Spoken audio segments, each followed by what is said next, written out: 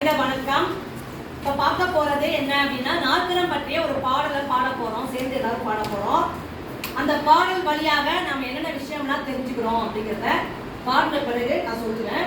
உங்களுக்கு இந்த பாடலை நல்லா மனப்பாடம் பண்ணி படிச்சு வச்சுட்டீங்க அப்படின்னா நாற்கரத்தினுடைய வகைகள் என்னென்ன இருக்கு, நாற்கரம்னா என்ன, அப்படிப்பட்ட விஷயங்கள்லாம் நம்ம தெரிஞ்சுக்கலாம். இப்ப நான் பாடுறேன். பாடின பிறகு நீங்களும் என் கூட சேர்ந்தே பாடலாம். கணக்காக 4 பக்கம் மாறி மாறி சேர்ந்திருக்க புதுசாக பேரு வாங்கும் ஒண்ணுக்கொண்ணு. அது நாற்கரத்தின் 7 வகை செல்லக்கண்ணு. கணக்காக 4 பக்கம் மாறி மாறி சேர்ந்திருக்க புதுசாக பேரு வாங்கும் ஒண்ணுக்கொண்ணு. அது நாற்கரத்தின் 7 வகை செல்லக்கண்ணு. 4 பக்கம் சமமானா சதுரம் முன்னே பேராகும். 2 மட்டும் சமமானா செல்லக்கண்ணு. அது செப்பகம்தான் தெரிஞ்சுக்கணும் செல்லக்கண்ணு. 4 பக்கம் சமமான சதுரம் முன்னே பேராகும். 2 மட்டும் சமமான செல்லக்கண்ணு. அது செப்பகம்தான் தெரிஞ்சுக்கணும் செல்லக்கண்ணு. எதிரான கோணங்களும் எதிரான பக்கங்களும் இணையாகும் இணைகரத்தின் செல்லக்கண்ணு. இது சமமானால் சாய் சதுரம் செல்லக்கண்ணு.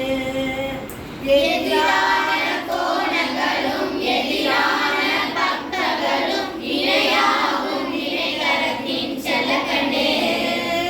இது சமமானால் சாய் சதுரம் செல்லக்கண்ணு. இணையான பக்கம் 2 உருவான ஓர் வடிவம் சரிபகம்தான் அதன் பேரு செல்லக்கண்ணு. இது 2 வகை இருக்குதுன்னு செல்லக்கண்ணு. இணையான பக்கம் 2 உருவான ஓர் வடிவம் சரிபகம்தான் அதன் பேரு செல்லக்கண்ணு. இது 2 வகை இருக்குதுன்னு செல்லக்கண்ணு. சதுரத்தோடு செவ்வகம்தான் இணைகரம் சாய் சதுரம் சரிபகத்தில் 2 வகை செல்லக்கண்ணு. இவை நாற்கரத்தின் குடும்பம் முன்னே சொல்லுக்கண்ணு. இவை நாற்கரத்தின் குடும்பம் முன்னே சொல்லுக்கண்ணு.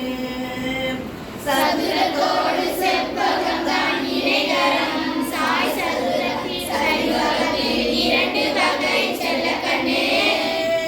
இவை நாற்கரத்தின் குடும்பம் என்று சொல்லுக்கண்ணு. இவை நாற்கரத்தின் குடும்பம் என்று சொல்லுக்கண்ணு.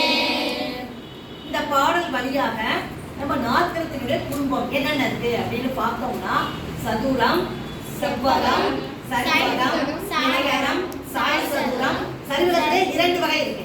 இவை அனைத்தும் சேர்ந்ததுதான் நாற்கரத்தினுடைய குடும்பம் அப்படின்னு இந்த பாடல் வழியாக தெரிஞ்சுக்கிட்டோம். சதுரம்னா 4 பக்கம் சமமா இருக்கும், செவ்வகம்னா எதிரெதிர் பக்கங்கள் சமமா இருக்கும். அப்படிங்கிற விஷயங்களும் இந்த பாடல் வழியாக நம்ம தெரிஞ்சுக்கிட்டோம். எளிதாக புரிஞ்சிருச்சா எல்லாருக்கும்?